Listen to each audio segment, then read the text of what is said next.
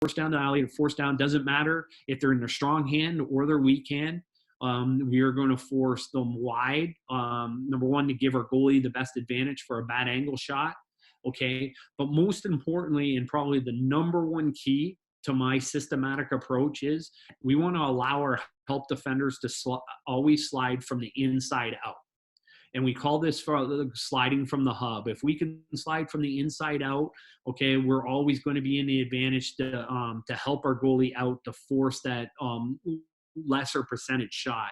And we can stay out of shooting space a lot easier rather than sliding from low to high or from outside in. So anytime that we can go, so that gives us the advantage, and it's all part of our system. So looking at this first clip that we have, this is just a simple drill that we do. This is early on in fall ball.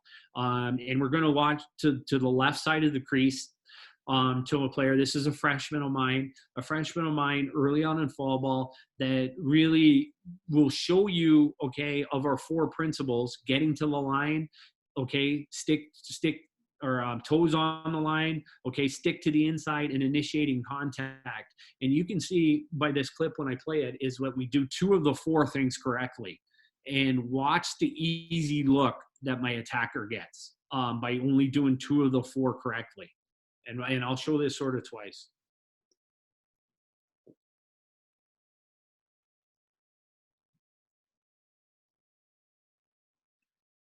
Okay, so if I just back it up a little bit, if you watch right here, okay, her toes are on the line. Okay, she's got her hips square. When they do a little bit of X there, she still remains on the line. It's a good switch communicated by my 2 freshman defenders right here. But if you notice the thing, we missed number 3. Our stick is to the outside. So when our stick is to the outside, if our attacker rolls us up the line a little bit, she can roll underneath, and our helps can't get there in a time. The other thing that this player is missing is, too, she doesn't initiate contact, so she allows the feed to go over top. And my post player on there, she see the feeder sees stick and she goes. So this is sort of one that we will do a lot better time it comes spring. This is, like I said, early on. But if you look at the 4 principles down here in the left, we only do 2 of the 4, and it's really not good enough. The attacker gets to control the whole situation here. All right, and it's just an easy, okay, look on the inside. So some things that we could do better on that one too is we're holding our own, but we got to really size up our player. Know that she was feed first, so she was driving the feed there. So we need to get on the body and initiate contact. Number 2, okay, is a defensive stance. Okay.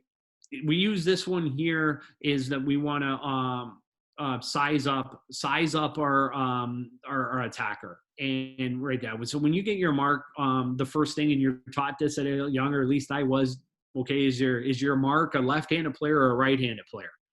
All right, but it even comes down to that when you're more to this when you're a defender. By size up, is your attacker a driver? Is she a feed first type of player? Okay, left, right is pretty given. Is she fast or is she powerful? And when you can size up, you can adjust your approach. So that's the first thing before she even touches the ball, or the first time that she's touching the ball. And that's if you want to evaluate, you want to learn your mark. Okay. Then it comes down to the athletic position. All right. You want to sit low. Okay. And you want to have your knees bent. You want to be athletic. I know it's a bad term, but I always question my defenders too. Like, just be athletic for me. You can't be athletic standing straight up, on being flat-footed. You can't move. The attacker has the edge. You want to put the pressure on the balls of your feet. Okay, this allows for explosiveness. Explosiveness too, that you're up on on the balls of your feet, that you can initiate the first move. Okay, to give yourself the advantage. Then the key is, it comes down, and there's a lot of different approaches on this. I like to play forearm defense. I like to take our stick out. I like to play on our forearms so that it keeps our hands free. So if the attacker exposes her stick, that we're free to go for the stick as well. So we want to keep our arms out away from our body with our elbows bent. And the easiest thing in going on when I was early on, when I was learning the game too, it came down to hugging the tree approach. hug the tree, keep your own personal space, and then relax your arms a little bit so you can be athletic. And I still use that approach today, rather than the vertical stick, which is illegal, and in the push and that stuff to initiate the contact. That we want to initiate contacts with our hands and then slide to our forearm, and that's our defensive stance. Really, the advantage of these 4 principles right here, it puts yourself in a position to react quickly. All right. So when the attacker does get the slight advantage on you, all right, that you can always recover, and you're recovering with your feet and being explosive. Okay. What we're going to do here on these clips, I'm going to highlight the same player, the same player. She's a freshman for me. This is in spring, of just working on her approach in the same area. And we're going to look at the bottom of the screen right here, and we'll just watch her approach that she's coming out when the ball gets swung around top. All right, she's coming out, and we initial. Okay, we're just running again, and then we'll freeze. If you sort of look at her approach, okay, right out here, she's coming out with a vertical stick, so we would really want her stick out. But look at how far she's outside the 12. All right, she's outside the 12. Really, the attacker, the attacker could beat our girl 1v1, which is okay. Look at her other 6 defenders, okay, or her teammates right now. They're in a position to slide. That we're in very good situation. And if I just fast forward, or if I just let it play a little longer before I stop, if you look right now at my off-ball defenders, they're all doing their job very correctly. So Maggie's the girl out on ball. All right, she's out there trying to make a play. She actually gets called on a foul on this, but in today's game, it really doesn't hurt us. Outside the 12, they foul. It actually helps us. The possession clock keeps running, and we don't have to go 4 behind anymore. We just go 4 away, and then we play again. But the key part on this too, by initiating the pressure, taking the attacker out of her comfort zone, it allows our defense to get set. So you see my low defender, she's stepping out. If we get beat and the girl breaks down, comes in, we're not going to be sliding low to high. We're stepping out so that we're out of shooting space. We have a girl inside the 8, and my 2 girls on the backside, they're going to be checking in that they're coming out so that we can slide from the inside out of our hub. So this is actually pretty good defense and a pretty good team setup that we have on this clip.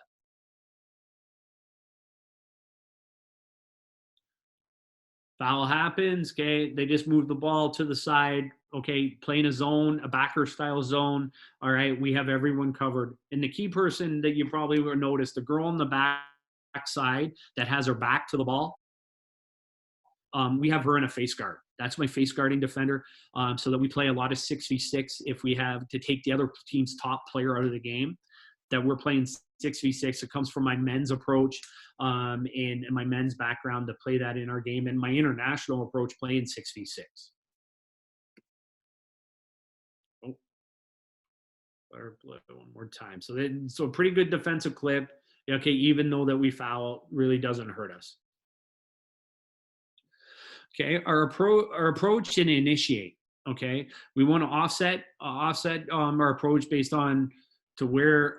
So on 1 second here. Where you want to force. Use the attacker's midline as the marker to offset your body. So we want to, if we're going to force, and what we want to do is have our inside foot to the way that we're forcing to our opponent. We want to size her up on our midline so that we can get her going one direction. Once we get the attacker going one direction, all right, now we're using our good fundamentals in our approach. And I have a couple drills that I'll show you at the end that we can work on our approach to keep the attacker at one. If the attacker does get a step on you, all you have to do is drive your hands forward. You drive your hands forward and move your feet and step into her, and then she rolls back. Okay. We want to watch our attacker's hips. Okay, the hips tell it all. If you get watching up high in their shoulders, you get shoulder fakes, okay, the head fakes, and their dodges start to work. The other thing is too, when you're watching the hips, you're not as likely to go for the ball. All right. And when you're going for the ball, a lot of things can happen for you negatively. Okay, if you go over the ball, if you get inside the critical scoring area, you get called for a foul, the attacker awarded a free position. And that stuff. So when we watch the hips, we want to do our job inside the critical scoring area and let our help defenders go for the stick. Okay, we just want to hold body. When we approach the attacker, we want to break down our steps, have short little choppy steps, break down our feet. Okay, that we can be explosive and we can switch our direction very, very quickly. We don't want to be overstepping. And this is a big thing that I've learned in my ice hockey days. When you're playing defense and you're 1-1, all right, you're watching the defender and you want to catch them in a crossover step. If they're crossing their feet over and you time it right, okay, they get tangled up. And that's sort of the same approach that we use right there on the short, choppy steps to get our feet moving the right direction and be explosive. When you make contact, your feet should be broken down and able to move laterally. All right, that we want to move laterally, and we call this stepping in to initiate contact, to really take the attacker out of their comfort zone. Okay, to put you in the driver's seat, that now you're in control. When we give up our driving lanes, okay, we want to make sure that we're giving our attackers the less percentage driving lanes. Okay, we have all the little tools now, all the tactics that we know, and it's all about money ball. We know we know basically where the lower percentages and where we are, what gives our goalies the most chances. So when we're doing that, we want to make sure that we're giving them the low percentage driving lanes, because it's an offensive game right now. The possession clock makes them play a lot faster. All right, so then they're playing quicker and they're taking less scoring opportunities. Where back in the day, I used to be a real stubborn coach on offense too. When we got a lead, we would pull you out and make your defense, and then we just take isos all single day. We can't do that because we're running out of our possession clock now. Okay, same girl on this clip. Okay, this is against UNC. Okay, the number 1 team in the nation right now, and you're going to see another good approach with the same girl, just looking here and watching our team defense. Ball skips around the top. Okay, we don't make contact before the 12, but once again, we're giving up the alley. You look at my crease defenders out, so if we do get beat on the dodge, there's no shooting space. You look at my off-ball defenders, they're coming into the hub. If this girl down low takes an ISO, we're going to cross crease slide. We're going to drop. Okay, we're all reacting. We're coming in. It just starts with the initial approach and keeping the ball in our parameters and forcing it down wide.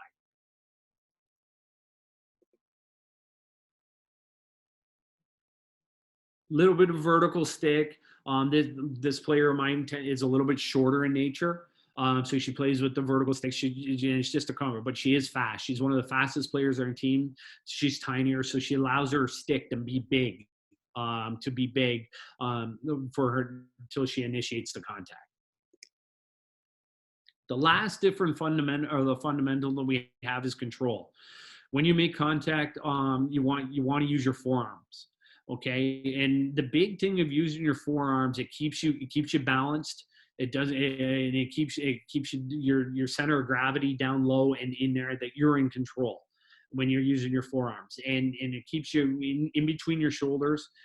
But the most important is, and the advantage is, we want to reward our defenders. If our defenders are working their tail off and they're pressuring out high and they're going, it's exhausting, I want to allow them to go for the stick if the attacker exposes it. And so if they have their hands free and the attacker does or bobbles the ball, okay, we're right there to pounce on it. So then playing form our defense is very key.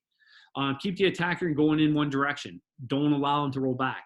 Because once we've decided, okay, where we made the initial contact, we're in the driver's seat. Our secondary defenders and our help defense are already moving. All right, they're already moving to get into place. We're already moving to get out. And if we allow the attacker to roll back, and that's chances are we're going to get called for shooting space or called for a 3-second call in there, because we're already reacting, that we're banking on that our approach and our contact in our defender on ball is doing her job, that we are initiating and we're controlling the situation. Arms out away from your body, keeping your space. Keeping your space just makes you more athletic, more explosive. Sitting low in our athletic stance. Okay, once again, it allows you to move. If you get up, you get flat footed, you get a flat back. Okay, you just become slower, less explosiveness. Okay, you use your body to deter and dictate. All right, playing with our feet. If the attacker you feel is getting a little bit more of an advantage, just drive your hands forward, allow the rollback, but then your feet have to recover. Okay, and know where you are on the field before you do that. If they get a step, okay, I just said this one, throw your hands forward, use your outside leg to force the attacker back. By doing that, the attacker takes a roll step. It has to switch hands. You might be able to get behind the head check. Number one, with your hands free, but number two, it gives your secondary defenders a split second to adjust their route, to adjust, and to make sure that we're coming from the inside out. The advantage of this, by taking control, it puts the defender in the driver's seat. You're able to dictate and allow your helps to come from the middle, and that's the number one focus of my team defense is coming from the middle. Okay, on this clip here, you're going to see Maggie once again up top. Okay, playing Virginia Tech, goes out a little bit further. Okay, initiate down the back door. Okay, often right there you'd get called for shooting space off the crease defender, but really just working on the approach, initiating the contact, being in the driver's seat, forcing her wide because she's outside that second form. That's pretty good defense right there. And when you play a backer style defense, there's always an open player. And we have the most dangerous players always open, and we can recover to very, very quickly.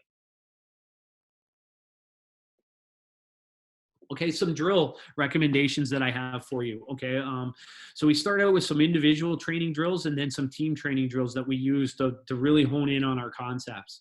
And I got a couple on the next slide, a little bit more of a diagram on each one, sort of put them out.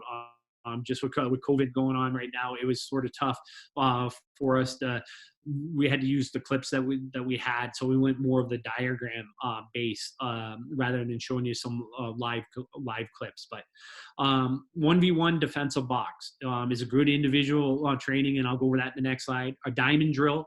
I use this early on the fall. We start out with a single diamond. We'll go up to 3 diamonds, 5 diamonds, all the way to 7 diamonds around the perimeter. It's also good for our attackers to working on their drive in and pop. Okay, they're drive in and pop, and then it allows the defenders to go from the approach. Then when we're getting into more of our team systematic approach, we want to do 1v1s from 5 spots. Okay, then it's a build up, and we do 2v2 build up that goes into 3v3 up high, down low, and then we go to our odd man situation, so to allow us to throw our help slides, and then really work that we take away the simple pass. When we take away that simple pass, it rewarding our defense with success by letting them play 2v3, 3v4, and it allows our second slide to take away the pass. When you're implementing these drills, the number one key that I can give you guys is when you're working on defense, give your attackers parameters. Okay, and I'll show you on the when we do our first 1v1 from 5 spots, we will put cones down that they have to drive the lane. If we don't put the cones down and they drive the lane, you're going to see an attacker will start on the outside the left elbow, and before she turns the corner, she'll be on the right elbow, and more time and more space do you have. Yes, the attacker should beat a defender in that stuff. So what you want to do is make sure you're giving them parameters. The first one is a diamond drill, and this diamond, really isn't to scale on our diagram, but it sort of gives you the approach. Use really about maybe a 4-yard diamond in between, and you can always shrink it a little bit to give your if your kids are a little bit younger, or you can expand it a little bit. And what we always want to do is we want to be checking in with our defenders when they're off ball or we're sliding a little bit to help. So we never want to really start where the red X is and then just go out to the ball and work on our approach from there. So on this drill, what we want to do is we start at the red X.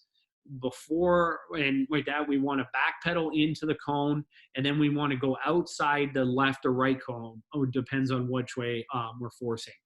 And when we'll put 7 series of these diamonds, and we'll just work on this, that we'll come back, we're checking in, then we check back out to the red box, we're checking in when our opponent is going to touch the ball, then we're working on getting on the approach and timing it, that we're meeting the ball, meeting the opponent right when she catches the ball. Okay, and this is very good footwork. Okay, it teaches you to get on the hip, getting the attacker going to the committing to one side as well, and allowing our secondary defenders, okay, to read and react to get into their help situation or to get out of shooting space. Our defensive box drill is just really a 10-yard box, and we put the defender inside the box, and we tell the attacker, all right, get from one side of the box to the other and have the ball. This is allowing our defender, and what you'll see is if our defender initiates contact right away in 10 yards with no other helps, the attacker is always going to go. So what we teach is our defender to back up into the center of the box, really work on their approach, get to the side, and really run them out the sidelines. You don't even need to make a play. On the stick, you would make a play on the stick if you get the attacker to roll back. If she goes wide to the sideline and then wants to roll back to the middle, that's the chance that you can go for the stick. But you're just holding body position, and you're just working on your approaches, sort of in midfield or in a box setting, rather than the diming setting that we have. Scott. Yes. When you mentioned that you'll put like 7, 1, then 3, then 5, then 7 diamonds, do you mean you just set several up on the field so you can have multiple players running it at once? Yeah. So basically what we do is if you take a balance attack, there's 7 spots in a balance attack. You have two attackers below, 2 wing players, put them out, and then 3 midfielders that are up high. So I would put 7 diamonds in there, with the middle of the diamond probably about like halfway between the 8 and the 12 on the 10-yard line. And that's where the middle is, and then have the diamond. And then our attackers, so we're in a 7v7 settled attack. Then we're basically bouncing the ball around the outside and using that around the net. So it's just using it more, putting it more in the team focus, and getting to know your area. Getting to know your area where you normally would be, okay, on a settled attack. Okay, so that's what I mean by 7. And then in international play, what I would do is I would use 6. Okay, and when I would use 6, I would just take one of the wing diamonds out. Okay, and move that person around a little bit. And then you can also put that diamond in the middle of a post, but it's a little bit different, that you're starting in the middle and the post is there. You're taking away the post is stick, but then you're sliding to the ball on whatever side's coming as well. So it's just a little bit of an approach drill that we always want to use 7 like we do in the college game, because there's 7 defenders in, and you're usually in an area. Okay. 1v1 from 5 spots. So these are the more the 3 and the 5 are midfielders, but you can go up a little bit. But we always like our high attackers, that they get some to get more of the lateral drives in, that they can go underneath and over the top. So we sort of flatten it out in this drill. But I also will give parameters. I'll put a cone on the first inside hash on both sides of the number 4 there. In there, the 4 has to drive in between the hashes. The 5 has to drive the elbow. Okay, it can't go too low in that, because if not, what you're going to find is the 5 will go out past the 4 and hit the 3 and then drive, and really that doesn't do your defense any good. So put some cones down for some parameters, and then use the build up from this. We use a lot of different code words and that stuff too, that we have spots on the field that my attackers have. They'll just be passing the ball around in the 5. My defenders will be moving in our defensive slide, working on their approach, and then an attacker will go live. And it will go live. And sometimes when the attacker goes live, it'll just be a straight 1v1, and then 2 lines up top fill the spot that's open, and then the next ball comes in. So it's very quick. Then we'll build off of that, and then we'll say, all right, the 2 adjacents to the ball can play. So now it's actually 3v3 coming in out of a live situation. So all these drills are just sort of build-up ones, and it starts off the 1v1. The next one right there is 2v2 build-up. You can do it from the sides like this. And I really like this, like from our two midfielders, or you can do a high attack and a middle midfielder if you cut the person through to get space. But this here, what usually happens is the attacker will cut. And when the attacker cuts, they'll always go right to the middle. So when they go to the middle, now it's teaching my secondary defender to slide from the inside. Well, when you're in a 2v2 setting, the pass is easy right there. The attacker gets out, they'll see the slide coming, they'll just plop the ball over the head. But it's teaching our defenders, okay, when the person goes past the point of no returns, okay, we're the one help that we can slide. Then we'll go into our odd man situations that will be 2v3, that now we'll have a defender on our crease, the offside crease, that will be allowed to pick up that cutting attacker as well. And then you can flip it and do it from X, okay? And when we're doing from X, if you're doing a crease roll, the wing person usually cuts. Well, when the wing person usually cuts and the help, we can slide from that person now. So that's teaching the concept of sliding from the inside out. Probably one of my most favorite drills that we do a lot in practice is 3v3 down low, 3v3 up high. It's just with two balls, and it's off my whistle. We have a player, an attacker in a post, and then what we do is we tell the attackers that they have to go through X. So when they go through X, and they can either pass the ball through X or they can run through the X. And the attacking concept is to rotate their triangle. If they can flip their triangle, they're going to get the edge. But what we're trying to do defense is making sure that we're initiating contact and driving the ball handler, making contact before they get to the GLE, and allowing that down low. Up high is just a 3v3 up high. Okay, making sure that we're working on our approach. A lot of sweeps, a lot of X cuts, and drives come out of the drill from up high. So we first whistle, down low. Second whistle, the low girls clear out. The third whistle, the center attacker up high, midfielder will start, and they pass the ball back and forth, and then they do a drive. Okay, then the next whistle, 6 new players come in. All right, so it's a very quick, a lot of touches on the ball. My goalies like this. All right, that they get a lot of lower percentage shots. Okay, and they get a lot of shots. It's a lot of quick. Then you can flip this and do it from the side. So you have an attacker or 2 attackers, and then a midi, or you can do 2 middies and 1 attacker, and then we put a line right down the center, divide it in field, like sort of in the 2v2 build-up, that we will have that lined out in cones. And now we're just attacking really the 2-man game off the side for the attack, but it's teaching our defense where to gamble, and where to recover. Okay. Really crafting your defense around your strengths and weaknesses. That's the key for a coach's success. All right. I break down things too when I'm going through our next opponent, when I'm watching game film and I'm trying to scout before I put our game plan and like that. It comes down to 2 different philosophies. Number 1, am I going to go matchup based? Or number 2, am I going to go area based? Or can I do a combo and that stuff? Matchups are very key if you can find mismatches. All right. If you can find the M&Ms that a great Canadian lacrosse player, Casey Lyons, for my first stint with the U19 team, taught me, she would be yelling, I got an M&M.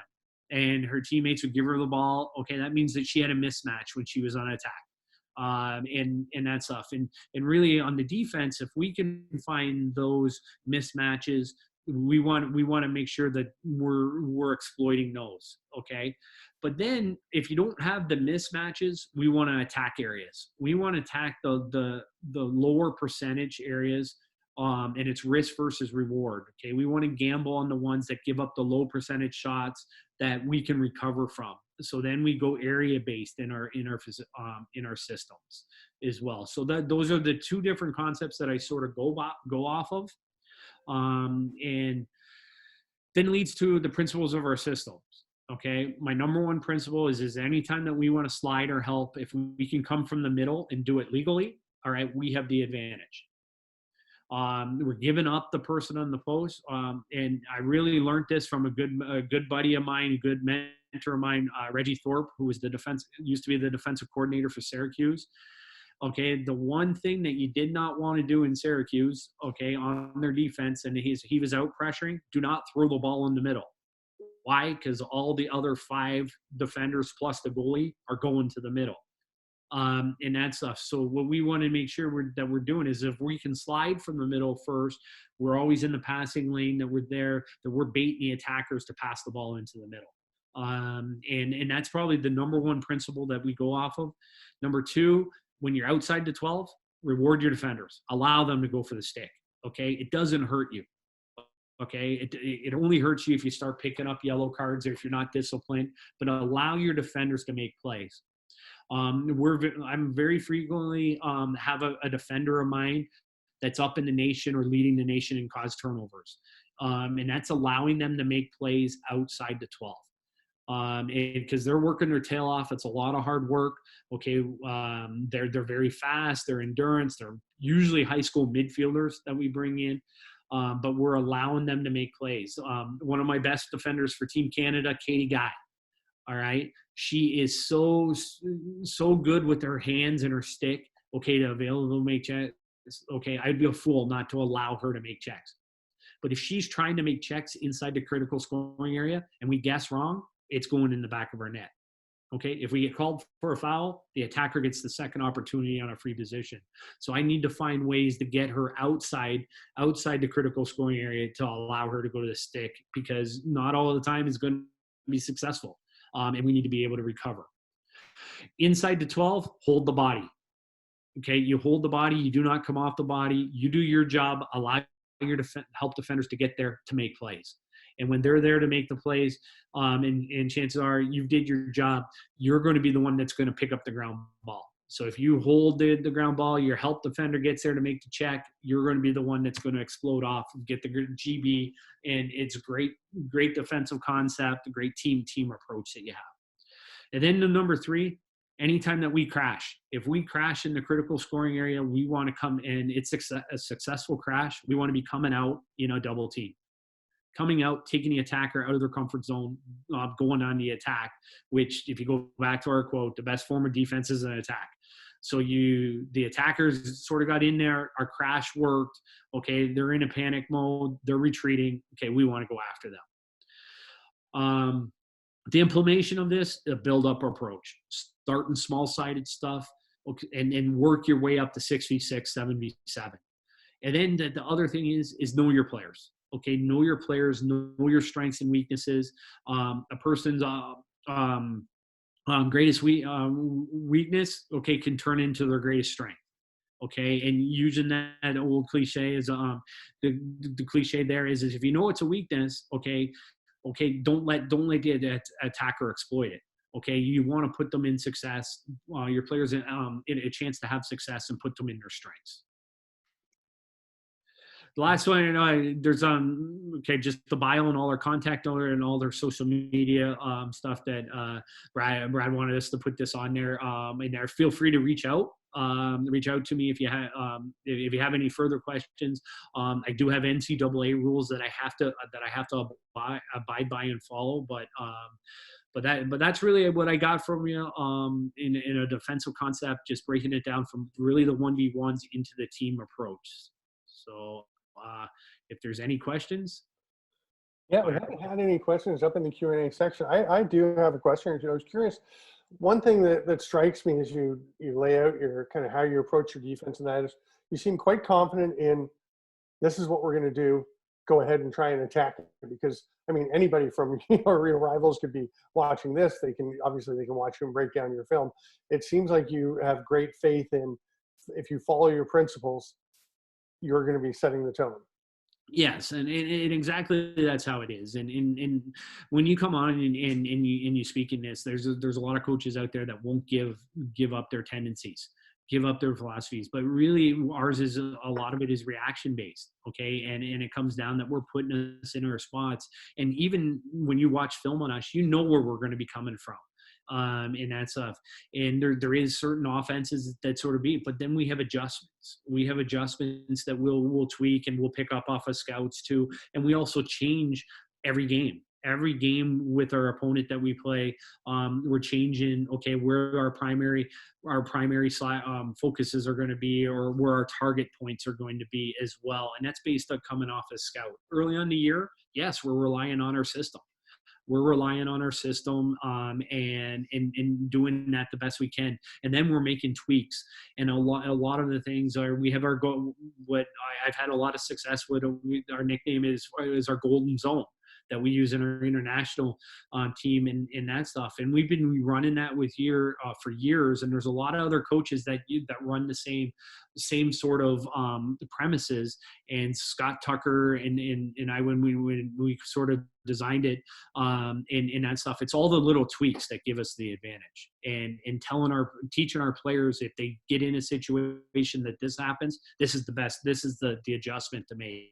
And this is what sort of makes us above the rest. And I feel confident that I can give my premises and my philosophies out there, and that stuff to help other coaches around too, because there's no right or wrong way. It's just what you believe in. It's what you believe in and what your players can handle. And I have to be a strong enough coach to realize the strengths and weaknesses of my players that change on every year, or if you get an injury or different personnel, to put them in their strengths, to allow your athletes to have success. And if you're trying to make them come out of their comfort zone to do something that they're not comfortable doing, all right, you're fighting an uphill battle. Cool. We have a couple questions have come in. And one is, with COVID playing havoc with tourneys, recruiting, the IWLCA has canceled their showcases. So what can you do at Louisville to stay on top of your recruiting? And conversely, what can players do to get seen in times when they're not able to play? Right now we're still recruiting. We're recruiting every day. We're just doing it remotely. We're in constant contact with club coaches. Too. We're building our list. So right now at Louisville, we're recruiting 2022s. 2022s with as of right now with the NCAA rules, it's the first initial contact is September 1. So we are building our list through watching a lot of film. So feel free to send film to all the coaches and all the schools that you want to be looked at. And if you have film, we're seeing a lot of individual backyard lacrosse now. Backyard, a lot of like just working on stick skills and that stuff, and having parents film that to see the tendencies of athletes. That's what's coming in from a lot of players. But then also we have film from your club playing days from the last couple of years, and that stuff too that we have access to. So we're at the IWLCA events, that we have access to all that film. So we might have been watching another player on your team, okay, early on, when that recruiting year was when that film happens. But now we can go back and watch that we have the rosters, and we can pinpoint that to it is and build in our list. So even though we're not physically watching you play lacrosse, but we're still building our list and doing it by word of mouth with coaches and watching a lot of film. We have a few questions on the Q&A. So one is, first, a thank you and an excellent presentation. And Dave Howell is wondering, do you have a depth chart and do you publish it to your players? So you let them see what the depth chart is, and how often do you reassess or reevaluate? Well, it goes back to, I go back to my hockey days in this and really where my degrees were in that stuff too. So I was fortunate enough that when I was playing hockey, I had some great hockey coaches, Dan Cameron, Greg Ireland, and that stuff too, that got the most of their players. And then when I was playing my brief pro stint there, I had John Brophy. John Brophy, in the short time that he was my coach, he taught me a lot. Taught me on and how to, and really what it comes down to is the sports psychology background. And the other thing is my degrees. I got 2 degrees in phys ed, but my master's is with a concentration in coaching and sports psychology. And really using Dr. Shannon at University of Louisville, who's our sports psychologist. Like, I'm a firm believer is I need to give my athletes and put them in the know. All right, put them in the know, have no secrets, no hidden message. One of my greatest fears that I would have as a coach, if I had a senior leave my program and not know. Okay, not know what she needed to do to play or what she needed to do to get to the next level. So yes, we put our depth charts out up. Okay, we put our depth charts up, and there's different tactical things that I did in the past. If you put a depth chart up in the dry erase on your dry erase board in your office, it's amazing how many players are coming into your office that day because it just spreads, especially in the female world. Once one sees that, and sometimes you use it to your advantage. If you want to light a fire under one of your players, drop them down the depth chart. Okay, I was a hockey player. Okay, in a hockey player, the bottom line is when you're playing college, there's 28 players on a roster and only 20 dress.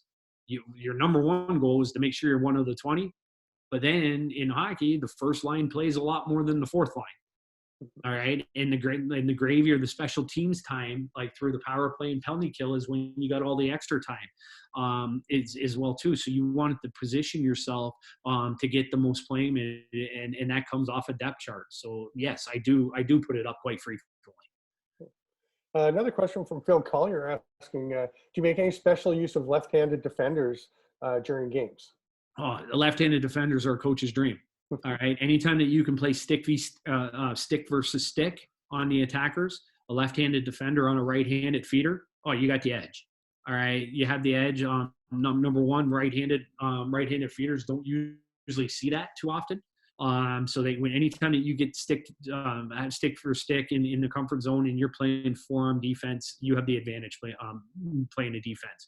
So a lot of our matchups, and that come down to when we're doing our zone. Okay, we have quadrants, and if you're on the left quadrant or the right quadrant, okay, if you're a left-handed defender, you're almost guaranteed you're on the right-handed feeding side.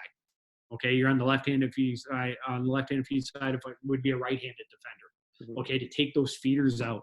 But then up top as well too, okay, is just giving yourself the advantage playing stick to stick. One more from Bill Wolford asking, how do you slide up top when mids clear a side? Okay, so the mids clear through. So when they're clear through to create the lane. When they are creating the lane, what we want to do is we're going to try to bump them. And usually when that happens, we're initiating the contact from the outside. So we're going to try to force them down the alley so that they can't take that lane. But if they do get to the inside of us, we're going to crash, and we're going to be crashing from the sides coming up from our wing players in the high, and then also sort of funneling them in so that we can stay out of shooting space. So using the funnel. But our first initial thing with our approach and that stuff, when they do the clear through, especially for a right-handed player that wants to drive the middle, all right, what we're going to do is we're going to try to force them down the alley. If they get to the inside, we're going to allow them to come in. But then, too, we're going to come off that cutter off the lane so that we can push them out to the outside of the opposite alley. Perfect. That clears the Q&A box and takes us to just 1 minute over the hour that we're aiming for all these presentations. So that's perfect. Scott, do you have anything you want to wrap up with? No, I'd just like to thank you guys for putting us on and getting it out there. The sport of lacrosse is a fantastic sport. It's a fantastic sport, and it's a lot of at every different level, and that stuff. And I'm sort of a little bit unique, obviously being a male coach in the female game, taking a lot of things out from a lot of different sports, using my phys ed background, okay, watching basketball. All right. And then basically watching basketball at the elite level, watching the defenders, okay, on how they're playing as well. But then even going to watch soccer, watching spacing. Watching other sports, the spacing and midfield play of soccer is phenomenal. That if you're putting it into your lacrosse team as well too, so you want to be really a student.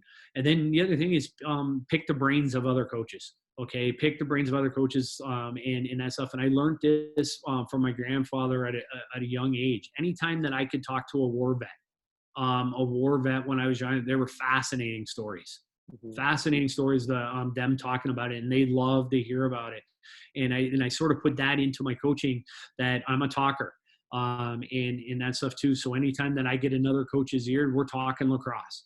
And then when I shared a wall with our coach Randy Mearns at Canisius for 15 years, that's all we talked about was lacrosse and different scenarios. And he was a men's coach and me being the women's coach, and both of us, the Team Canada coaches as well too, bouncing things off and different perspectives. And that's what makes yourself better. And stay current, and don't think what you used yesterday is going to lead to success for tomorrow. You always want to be developing new things and coming out to give your players the reward for their hard work and allow them to play. I actually have one other. Sorry, I have one other thing that occurred to me from a session earlier today with Ryan Keller, Team BC coach for boys development, and he was talking a lot as well about footwork and shoulder positioning and alignment, much like you are talking about the importance of positioning of footwork and everything. And I'm curious, and I asked him, and I'm curious with you, do you do much work without sticks, with just doing footwork? A lot. We do a lot. Our strength and conditioning coaches do a lot of ladder work, a lot of breaking it down to the explosiveness and you that. I take it to a certain level in the lacrosse, but a lot of that with our athletes now come in the strength and conditioning world and the explosiveness of breaking down, giving the edge, and that stuff too. But playing without sticks is key for defenders. And I've had players in my past that go for the stick every single time, go for the check, go for the check, go for the check, go for the check, and that stuff too. So I really got to, if you take away their stick, it doesn't do them any good. What you need to do is take away their stick and give them something to hold on to. So we always on the sidelines at our practice, we have the relay batons. So that you have to hold. So now you're holding thing that they're missing the whole head of their stick, and it's real short. And it's amazing when you film that how they're swatting flies at the ball and swatting for the stick and that stuff, and it keeps the position, and it sort of just shows them okay to go. If you don't have the batons, take a towel and put tape around it. Okay, it's flimsy. And tell them that you have to keep two hands on their stick. When you play without a stick and you use that, you tend to play with your hands on the body. So now you're leaning forward, you forget to play with your feet. Then when you try to keep your hands together, okay, eventually like the attacker gets too much of an advantage. It doesn't teach. So give them something to hold on to. And the relay batons work fabulous. And we have like 7 of them on practice. They're on our sidelines every day at practice, just in case we need them. I like that. Stephen Taylor says, thank you, coach. Very insightful. And I will echo that. And he also says, officially loves listening to coaches who understand how to coach players to use the rules to their advantage, which is something, I mean, you might as well understand the rules and understand how to take advantage of them. So, yeah, and that's key right there with Stephen Taylor. And I know being the chair of officials and that stuff there, it's coming through. And what you need to do is you have to play within the parameters of the officiating and within the rule book, and that stuff too, and go in there, because nothing is more frustrating for a coach when your player comes off. When the player comes off and they're just like, coach, what did I do wrong? And you don't have an answer because it's just, okay, what was the happening on the call or the call in the field? So you want to be playing in the role. As coaches too, you're always trying to give your players the advantage. You're always trying to give them the advantage, okay, to sort of tweak the rules and that stuff. But in the one game of women's lacrosse, there's a lot of judgment. It's a lot of judgment. There's a lot of gray. And that stuff, and a lot of interps of of the gray fouls and that stuff. So it's bonuses on you of a player. And then the other thing in the women's lacrosse side of things is keeping the game safe. Keeping the game safe, and that stuff that the attacker and needs to protect the defender and protect the players when you have the ball. But it's also on the reverse as well too. All right, when you're going and you see the players that have bruises all the way up and down their arms, and that stuff too, the physicality of the game and that stuff too. We want to keep the girls out of the protective equipment in the pods, but keeping the game safe and playing it the correct way. And the only way to do that is playing within the rules. Playing indoor lacrosse, okay, loved it. Okay, and loved it, and the aggressiveness in there, and there's different rules that you're playing in there, like, okay, and it's the honor system and that stuff. You're not checking someone from behind into the boards, Yeah. and that stuff, that you're coming up and that stuff, and that's just playing within the rules and teaching within the rules, and then understanding the rules. And I'll be guilty. I'm guilty of it as well too. Is when I was a professional coach, an NCAA coach, and then an international coach, they use 3 different rule books. So trying to keep all the rules sort of straight, and some of the officials that are on here are laughing that I'll question a rule, that I'll be going off the wrong rule book because I'm coming from one game to the other, and that stuff too. But it's just in You're not the only practice. coach that does that, by the way, Yeah, in various forms of the game. no, and it does, and it's all in fun, right, and that stuff, and knowing there, and I know in the CLA and that stuff, there's we just released a great video, that I was right there, is respecting the officials. Okay, respecting the officials and that stuff too. They're doing the best that they can. All right, they're doing the best that they can, and doing that. That, hey, okay, are they going to get every call right? No. All right, but they're doing the best that they can, and that stuff there. And in some of the incidents that have been happening in sports in general, at youth level and beyond, are really not called for, and it's putting our sport in a negative light, and it needs to stop. And that's where the Canadian Lacrosse Association has identified, and we recognize this, that they're putting some resources into that, and people need to start listening to that the officials are doing the best they can, and you're not going to agree. I don't agree with every call that the official makes. All right, but the game goes on, and life moves on. I have to share one story quickly. I know we're a bit over time, but just for the folks who are still here, which is just about everyone. The first time that you and I hung out was I'm not sure if you remember, it was before the U19 Women's World Championships, and you brought your team, your Canadian team, to Whitby, to a Brooklyn Redmond at the time game. Oh yes. And remember in the intermission, and you had Yep. you split them into 2 teams, and they played, and it was so, I mean, it was so much fun. It was great to see them out there playing in this enclosed space, but smallish sides. And but the one thing, I don't know if you recall, you only had the one goalie because Oh yeah. rosters were limited, right? So Erica Evans was playing. Her Yeah. cousin Scott comes out and played net for the other team, because it was the Peterborough Lakers playing at Brooklyn, and he comes out in his box lacrosse runner's gear and comes out with his runner's stick and plays net for one of the teams. And I thought it was hilarious, first of all, because he made a few really nice saves, and every time he got the ball, he was ripping at the length of the floor to Erica. Oh yeah. Well, hey, the one thing that about the Evans, right, that they're a big lacrosse family, and anytime that they can do something to help, they will.